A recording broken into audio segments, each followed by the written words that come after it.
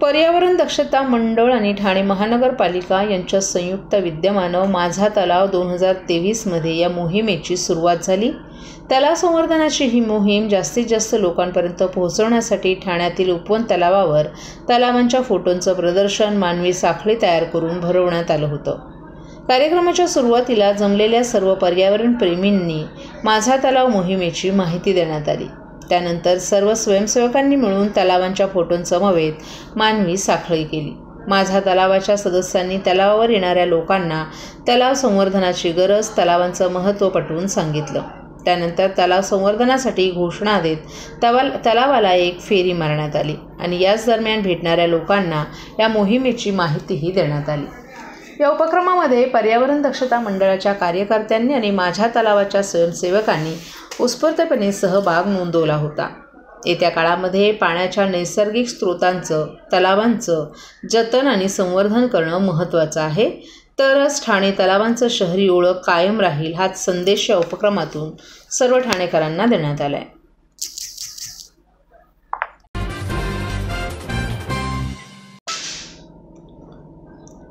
यंदाच्या लोकसभा निवडणुकीत मुख्यमंत्री एकनाथ शिंदे यांच्यासाठी कल्याण लोकसभा मतदारसंघ हा प्रतिष्ठेचा ठरणार आहे। कल्याणमधून मुख्यमंत्र्यांचे पुत्र श्रीकांत शिंदे रिंगणात असून त्यांना पुन्हा एकदा विजयी करण्यासाठी शिवसेना शिंदे गटानं कंबर कसली आहे। दरम्यान एकनाथ शिंदेंनी कल्याण लोकसभा मतदारसंघात येणाऱ्या अंबरनाथमध्ये काँग्रेसला मोठा धक्का दिलाय। अंबरनाथमधील काँग्रेसचे वरिष्ठ नेते आणि शहराध्यक्ष प्रदीप पाटील यांच्यासह 7 माजी नगरसेवकांनी शिंदेंच्या शिवसेनेत प्रवेश केलाय। या भागात आधीच अडचणीत असलेल्या काँग्रेससाठी हा मोठा धक्का मानला जातोय। अंबरनाथमधील काँग्रेसचं मागच्या अनेक वर्षांपासून नेतृत्व करत असलेल्या प्रदीप पाटील यांनी अंबरनाथ नगरपालिकेमध्ये नगरसेवक, विरोधी पक्षनेत्यांसह विविध पदं भूषवली आहेत। तसंच अंबरनाथ पश्चिम येथील मोठ्या भागावर त्यांच्या नेतृत्वाचाही प्रभाव आहे। प्रदीप पाटील यांनी मुख्यमंत्री एकनाथ शिंदे यांच्या उपस्थितीत शिवसेना शिंदे गटात प्रवेश केला। यावेळी कल्याणचे आमदार श्रीकांत शिंदे आणि इतर पदाधिकारीही उपस्थित होते। प्रदीप पाटील यांच्यासोबत मिलिंद पाटील, चरण रसाळ, अर्चना रसाळ, सुरेंद्र यादव, काँग्रेसच्या महिला शहराध्यक्षा स्मिता बंगेरा, युवा काँग्रेसचे हर्षल भोईर, अल्पसंख्याक सेलचे शहराध्यक्ष नईम शेख यांच्यासह शेकडो कार्यकर्त्यांनी शिवसेना शिंदे गटात प्रवेश केला आहे। अंबरनाथचे काँग्रेसचे ज्येष्ठ नेते आणि माजी नगरसेवक प्रदीपजी पाटील आणि त्यांच्याबरोबर बाकी 7 माजी नगरसेवकांनी जे आहे हा माननीय मुख्यमंत्री एकनाथ शिंदे साहेबांच्या नेतृत्वाखाली जे आहे ती शिवसेनेमध्ये प्रवेश केला। मी प्रदीप पाटील साहेबांचं खूप या ठिकाणी अभिनंदन करतो की त्यांनी आज शिवसेनेमध्ये जाहीर प्रवेश जो आहे हा केलेला आहे। शिंदे साहेबांच्या कामाकडे पाहून माननीय मुख्यमंत्री एकनाथ शिंदे साहेब ज्या प्रकारे गेल्या 2 वर्षामध्ये या महाराष्ट्राची धुरा त्यांनी सांभाळलेली आहे, ज्या प्रकारे शिंदे साहेब काम करतात, ज्या प्रकारे जे आहे हे डेव्हलपमेंट पूर्ण महाराष्ट्रामध्ये होतं, मला वाटतं हे पाहून जे आहे हे प्रदीप पाटील साहेबांनी आज शिवसेनेमध्ये प्रवेश केलेला आहे। मी त्यांना खूप शुभेच्छा देतो। आणि प्रदीप पाटील जे आहे फक्त नगरसेवक नाही, त्यांचा प्रभाव जो आहे हा मोठ्या प्रमाणामध्ये जे आहे या अंबरनाथ नगर परिषदेच्या हद्दीमध्ये म्हणजे मुख्यतः वेस्टमध्ये आणि त्याचबरोबर पूर्ण अंबरनाथमध्ये देखील आहे।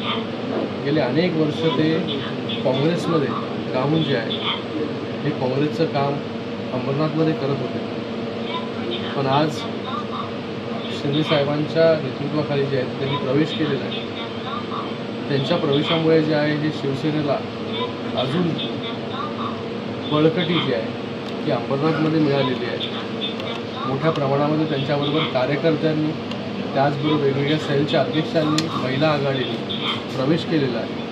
त्याच्यामुळे शिवसेनेची ताकद ही भविष्यामध्ये खूप वाढणार आहे आणि आत्ता होणाऱ्या लोकसभेच्या निवडणुकीला तर त्यांची खूप मोठ्या प्रमाणामध्ये मदत होणारच आहे, पण भविष्यामध्ये कॉर्पोरेशनमध्ये देखील जी आहे ती प्रदीप पाटलांची जी आहे ही शिवसेनेला खूप मोठी मदत जी आहे ती इथे होईल। मी त्यांचं पुन्हा एकदा खूप खूप धन्यवाद व्यक्त करतो। त्यांना खूप खूप त्यांच्या पुढील वाटचालीसाठी शुभेच्छा.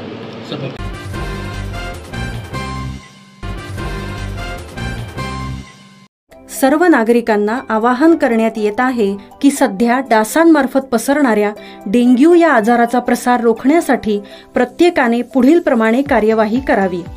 डेंग्यू आजार एडिस इजिप्ती हा डास चावल्याने होतो. या डासांची पैदास साचलेल्या किंवा साचवलेल्या स्वच्छ पाण्यामध्ये होते. 8 दिवसांपेक्षा जास्त दिवस पाणी उघडे व साचून राहिल्यास त्यात डास अंडी घालतात. अंड्यांच्या अळ्या तयार होऊन पुढे डास तयार होतात. यासाठी आपल्या घरातील पाणीसाठे उदाहरणार्थ बॅरल्स, पिंपे, टाक्या, हौद, रांजणे इत्यादी दर आठवड्याला रिकामे करून घासून पुसून कोरडे करून पुन्हा भरावे. 1 दिवस कोरडा दिवस म्हणून पाळावा. पाणी साठ्यांना घट्ट झाकणे बसवावीत किंवा जुनी साडी, चादर, धोतर यांनी बांधून झाकून ठेवावीत, म्हणजे डास त्यात जाऊन अंडी घालणार नाहीत. घराच्या गच्चीवर, आजूबाजूला, अंगणात कोठेही पाणी साचू देऊ नये. भंगार सामान उघड्यावर टाकू नये. उदाहरणार्थ टायर्स, प्लास्टिक सामान, कुंड्या, टाकाऊ वस्तू इत्यादी. अशा सामानात पावसाचे पाणी साठून त्यात डेंग्यूच्या डासांची पैदास होते. घरातील कूलर्स, फ्रीजच्या पाठीमागील ट्रे हे देखील वेळोवेळी कोरडे करावेत. लक्षात ठेवा, नुसत्या फवारणीने डास घनता कमी होत नाही, तर त्यासाठी डास पैदास ठिकाणे नष्ट करणे ही आपल्या सर्वांची जबाबदारी आहे. कोणताही ताप अंगावर न काढता जवळच्या शासकीय रुग्णालयात मोफत औषधोपचार घ्या. अशा प्रकारे नागरिकांनी सहकार्य केल्यास डेंग्यूचा प्रसार रोखणे सहज शक्य आहे.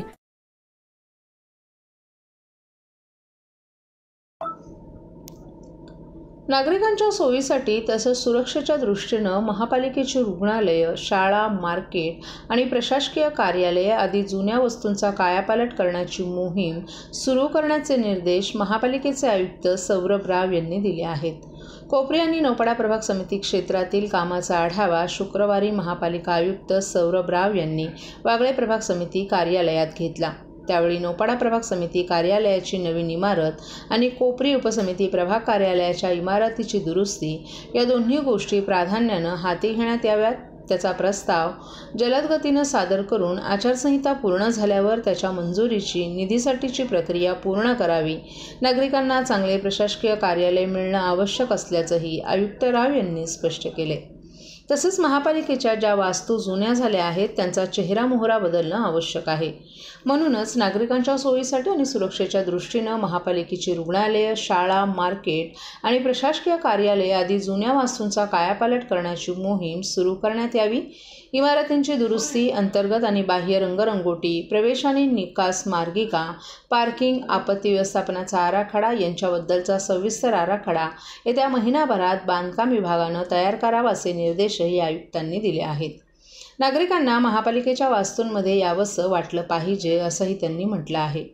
कोपरी आणि नौपाडा क्षेत्रातील C1 या अतिधोकादायक वर्गवारीतील 26 इमारती अजूनही व्याप्त आहेत. यामध्ये 178 कुटुंब आणि 67 दुकानं आहेत. यांचं निष्कासन करण्यासाठी कालबद्ध कार्यक्रम तयार करण्यात यावा, त्याची गांभीर्यानं अंमलबजावणी केली जावी असे निर्देशही आयुक्तांनी दिले आहेत.